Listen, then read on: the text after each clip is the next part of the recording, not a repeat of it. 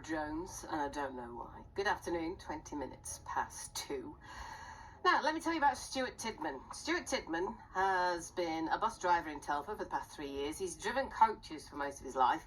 And recently he decided, I know, I'm going to write a book. And he's got it published. It's a crime thriller, follows the life of Sergeant Nicholas Duncan. And I asked Stuart how his writing all started. How did it all come about? I used to write the so-called funnies for the Student Union magazine. Well, I thought they were funny. Some other people obviously did because they enjoyed them. After I left university, I wrote for a sports website. Anything I found poignant or grabbed my attention. I've always been interested in motor vehicles, and I did win a competition for the Daily Mail. I did do some car reviews for a car website. So I did the Jeremy Clarkson bit for them. But the idea for the book came, I was on holiday in Malta in 2017 with an ex-partner now. I just got bored and started scribbling in a notebook, and I've always liked police crime dramas on television. So obviously I grew up watching in the 70s The Sweeney and The Professionals, probably some of the listeners may remember that. That was my favourite sort of thing. So it came from there. So would you like to have been a writer, you know, would that, Oh, would long you ago, have liked, long ago, yes. Because you drive buses in Telford now, don't you? Yes, I'm one of what they call the duty manager at the bus depots in Telford. So I do a lot of office work, but also still drive on the road. But before that, I drove around Coventry, North Warwickshire, South West Leicestershire, and also all over the country as a coach driver. My goodness, you must have the patience of a saint. I don't think I have, but obviously other people I must have. So you were on holiday in Malta in 2017, wrote some notes down. And it came from there, for the idea for this book, as I say, there it is, yes. The Nicholas Duncan Mysteries. Yes. Now, this is set, 1973, isn't it? Correct, in my home city of Coventry, where I grew up. I realised, when I was at university, I did a marketing module.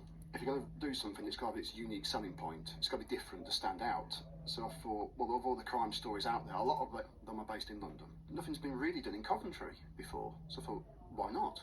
The historical angle going back 50 years, that's also something else. I thought, it still needs to be something a bit more different. And then I came across the idea, why not make him a gay man? Why not?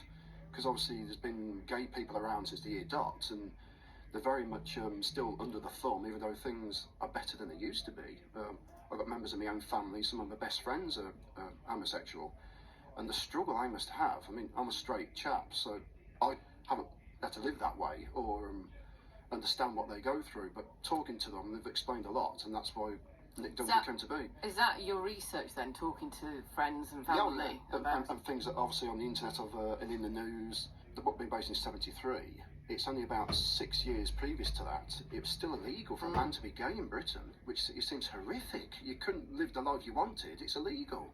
Which to me seemed, well, why? You can't sleep with the person you love because it's illegal. It just seems horrendous. And I do touch on that in the book, actually. So I thought that also makes it very original, but it still weren't quite original enough. So I've included, other authors have done it like flashbacks, the main character, something jogs their memory and they go off a tangent, so to speak, and sometimes it could take a whole chapter. Well, I thought, well, that's too much of the book gone. So I thought, well, just have a couple of pages, or maybe the odd paragraph here or there, like something can jog your memory of a holiday or something you did last week. It could be music, a fragrance you smell, or something you see. So that's it. So it just goes snap, snap.